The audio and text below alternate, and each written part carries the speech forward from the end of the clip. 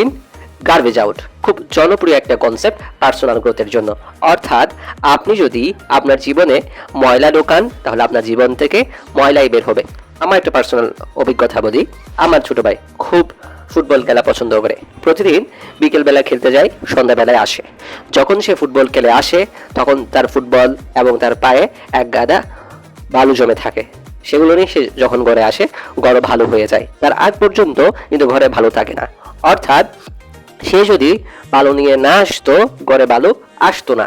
ঠিক একইভাবে আপনি যেসব মানুষের সাথে মিশছেন, যেসব কন্টেন্ট কনজিউম করছেন, যেসব পরিবেশে আপনি বড় হচ্ছেন, যেসব বই পড়ছেন, দিন শেষে আপনি তেমনই হবেন। ফিউচারে যা হতে চান তা যদি এখন থেকে শুরু করেন, ফিউচারে আপনি তাদের মতো হবেন।